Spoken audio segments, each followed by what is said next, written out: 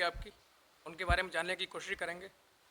जिसने UPSC exam 2019 में 623वीं rank पाकर न सिर्फ अपने लिए गौरव में ये स्थान प्राप्त किया, बल्कि अपने और अपने परिवार के लिए और संबल के लिए संबल का नाम रोशन किया। जी हाँ, हम बात कर रहे हैं श्री शैफुल्ला साहब की, जिन्होंने यूपीएससी एग्ज़ाम 2019 के एग्ज़ाम में 623वीं रैंक पाकर, सम्मानित रैंक पाकर संबल अपना और देश का नाम रोशन किया। आइए उनसे बात करेंगे, उनकी जो सफ़र, जो जर्नी रही, उन जर्नी जो उनकी रही है, उनके बारे में जानेंगे, जानने की कोशिश करेंगे। आइए बात करते हैं। जी, बहुत स्वागत है आपका हमारे चैनल में। बहुत बहुत शुक्रिया सर आपका। और बहुत शुक्रगुजार हूँ कि आपने मुझे अपने चैनल पे बुलाया। नहीं, आपने वक्त दिया, बड़ा शुक्रगुजार, मैं आपका शुक्रगुजार हूँ बहुत। जी जी, बस धन्यवाद। और बड़ी शुभकामनाएं, मुबारकबाद आपको पेश करते हैं अपने चैनल की तरफ से, तमाम देखने वाले हमारे ऑडियंस उनकी तरफ से। जी बहुत बहुत शुक्रिया एक बार फिर से। मुझे इतनी बड़ी कामयाबी पाकर आप कैसा फील कर रहे हैं अंदर से? अभी तो बहुत ज़्यादा खुशी बहुत ज़्यादा है, ना सिर्फ मेरे अंदर, मुझे पूरी फैमिली, पूरे शहर में एक बहुत खुशी है। जी। और मैं बहुत खुशनसीब समझ रहा हूँ कि मैं इस खुशी को लोगों को दे सका जी। हूँ, जहाँ पे इतनी सारी परेशानियाँ चल रही हैं आजकल। तो एक खुशी की लहर आई है सभी में। मुझे अभी भी याद है जब मेरा रिज़ल्ट आया था तो मैं इतना ज़्यादा इमोशनल हो गया था, और जी। उसी के साथ साथ बहुत ज़्यादा खुशी भी थी। तो वो मोमेंट ऐसा था रिज़ल्ट के टाइम पर कि वो मतलब वर्ड्स में मुश्किल है बयां उस पल करना को। उसे। तो उसके बाद से फिर लोगों का आना जाना, बधाइयाँ, और सभी लोग बहुत खुशी है। तो अभी तो बहुत अच्छा। सबसे पहले किसको बताया आपने रिजल्ट के बारे में? सबसे पहले जब मुझे 11 बजे के अराउंड रिज़ल्ट आया तो जी। मैंने फ़ोन में देखा, और मैंने देखा नाम है। कुछ देर तो मैं अपने आप को संभाला, और फिर मैंने अपनी मदर, अपनी माँ को बताया, माता को। तो वो भी काफ़ी एकदम खुशी से झूम उठी। और फिर हम लोगों ने सभी को बताया, और सब लोग एकदम से, हमारा घर जो है पूरी तरह से फुल पैक्ड भर चुका था। मैं समझता हूँ आपकी लाइफ का, परिवार की लाइफ का ये सबसे खूबसूरत हसीन खुशी पल यही होगा शायद, मेरे ख्याल से। जी जी, इस दिन का इंतज़ार उन लोगों को काफ़ी टाइम से था। और ऊपर वाले का बहुत शुक्रगुजार है कि उन्होंने ये दिन दिखाया हम लोगों को। तो अभी परिवार वाले बहुत खुश हैं। कैसे सोचा आपने कि मुझे यही करना है, इस परीक्षा में जाना है? ये जो बीज है, इसका अंकुरण कब, कैसे, कहाँ हुआ था, कैसे हुआ था? वजह बताइए आप प्लीज। जी, ये बीज जो अंकुरित हुआ, ये बेसिकली जब मैं स्कूल टाइम पे था तो स्कूल से ही मेरे पिता ने इस चीज़ के लिए मुझे मोटिवेट किया कि मैं सिविल सर्विसेज की परीक्षा में बैठूं। जी। तो वो हमेशा से मेरी क्षमता को देख के उन्हें लगता था कि मैं सिविल सर्विसेज कर सकता हूं। इसके अलावा जब मैं खुद बड़ा हुआ, ग्रो हुआ, तो मैंने भी देखा कि समाज में जो परेशानियां हैं लोगों की, वो सिविल सर्विसेज के दौरान दूर की जा सकती हैं। तो इन सब चीज़ों की वजह से मैंने अपना एक मन बनाया कि मैं सिविल सर्विसेज की परीक्षा में ही बैठूंगा। तो मे बी मेहनत पिछले 2-3 साल की है, बट इसका जो आप कह सकते हैं फाउंडेशन जो लगी थी, नींव जो लगी थी, वो बहुत साल पहले लग चुकी थी। कैसी आपकी स्कूलिंग रही? शुरू से आपकी जो स्कूलिंग है वो कैसी रही? स्कूलिंग मेरी यहीं संभल से मैंने स्कूलिंग की है। बीच में कुछ साल के लिए मैं दिल्ली में स्कूल में चला गया था, बट मुझे वहाँ पे नहीं सेटल हो पाया, तो वापस मैं आ गया। इसके चक्कर में मुझे बीच में परेशानियाँ भी हुई स्कूलिंग टाइम पर। मैं बताना चाहूँगा कि 9th और 10th क्लास में मैं बहुत ज़्यादा डिप्रेशन के फेज़ में गया था। और बहुत परेशानियाँ हुई थी उस वक्त पर। बहुत फैमिली वालों ने भी बहुत कुछ फ़ेस किया, और मैंने भी बहुत कुछ फ़ेस किया। बट मैं आपको बताना चाहूँगा वो वक्त मुझे बहुत कुछ सिखा गया। और उस वक्त में मैंने बहुत ऐसी चीज़ें सीखी जो जिसने मुझे बहुत ज़्यादा एक स्ट्रॉन्ग और कॉन्फिडेंट बनाया। तो अभी मैं उस वक्त का बहुत शुक्रगुजार हूँ कि वो वक्त ने मुझे बहुत कुछ सिखाया, और उस वक्त के बाद मैं आप आपके सामने बैठा हूँ। रिजल्ट सामने हम लोगों के, जो आपकी जो कामयाबी है, इसका जो श्रेय आप किसे देना चाहेंगे? देखिए, माँ बाप का तो श्रेय सबसे पहले है। माँ बाप तो एक बहुत ज़रूरी सपोर्ट होते हैं, बट मेरी फैमिली में मेरे बड़े भाई हैं जिन्होंने कदम कदम पर मुझे सपोर्ट किया है। उन्होंने, मैं उन्हीं के साथ रहता था दिल्ली में, तो उन्होंने हमेशा से यही कहा है कि तेरी हर परेशानी में मैं तुम्हारे साथ खड़ा हूँ। तो तुम्हें कुछ फैमिली सपोर्ट रहा आपको, पूरा फैमिली फैमिली सपोर्ट रहा है। सपोर्ट। तो उन्होंने हमेशा से मेरे साथ यही कहा कि आप अकेले नहीं हो इस बात में। आपको जो भी प्रॉब्लम फेस करोगे, हम आपके साथ हैं।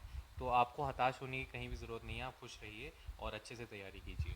सपल साहब, मैं आपसे जानूंगा, जो हमारा सिस्टम है, जो हमारा तंत्र है आजकल, वो भ्रष्टाचार में, करप्शन में इतना लिप्त है, और जो हमारी सरकारी मशीनरी है, वो सब तो नहीं लेकिन मोस्टली जो मशीनरी हमारी है वो एकदम करप्ट हो चुकी है। हर व्यक्ति को, यहाँ तक कहिए आम आदमी को अधिकारी से मिलने के लिए अब चपरासी को पैसे देने पड़ते हैं। इस चीज़ को दूर करने के लिए क्या उपाय करेंगे आप?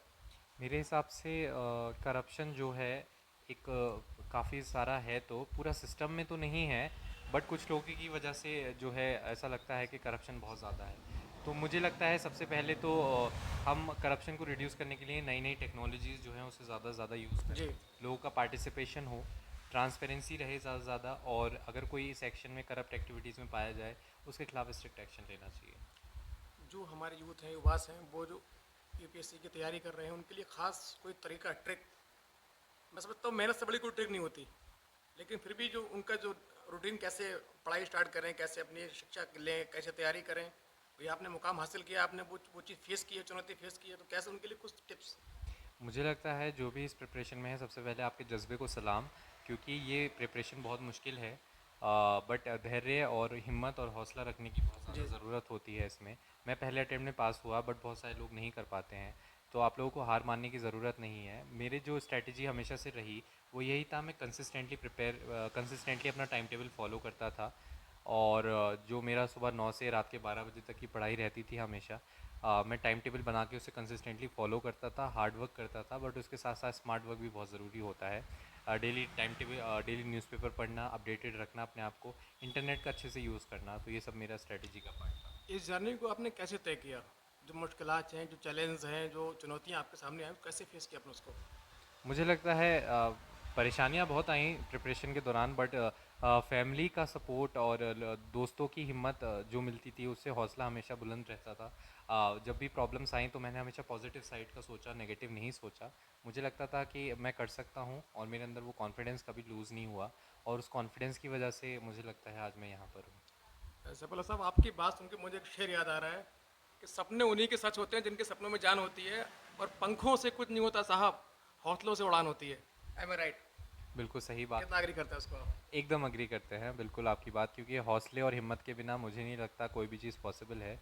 तो इंसान को बहुत ज़्यादा हिम्मत और हौसले के साथ तैयारी करने की जरूरत सफल साहब, जो हमारा आज का मुस्लिम समाज, मुस्लिम कम्युनिटी है, वो काफ़ी हद तक ये मानती है कि हमारा जो शिक्षा का लेवल, मैं कहना चाहूँगा हमारी जो शिक्षा की जो लेवल है हमारी कम्युनिटी में, बहुत बहुत डाउन है, बिल्कुल निचले पायदान पे है।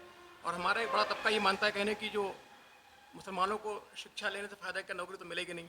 तो उनके लिए सफीला साहब एक जीती जागती मिसाल है, ऐसे लोगों के लिए जो ये मानते हैं कि नौकरी मिलती नहीं है, पढ़ने से फ़ायदा क्या, शिक्षा लेने से फ़ायदा क्या, उनके लिए सफीला साहब एक जीती जागती मिसाल है। और मैं चाहूँगा आप अपने व्यू इस पर स्टैंड रखें कि जो मुस्लिम समाज है, इसकी तबके को आगे बढ़ने के लिए, शिक्षा की ओर बढ़ने के लिए क्या करना चाहिए। है। मेरे हिसाब से अभी तो हम लोग के समाज से काफ़ी लोग आगे बढ़ रहे हैं, एजुकेशन की तरफ काफ़ी ध्यान जा रहा है लोगों का, और चाहे वो डॉक्टर हो, इंजीनियर हो या सिविल सर्वेंट हो, लोग आगे आ रहे हैं।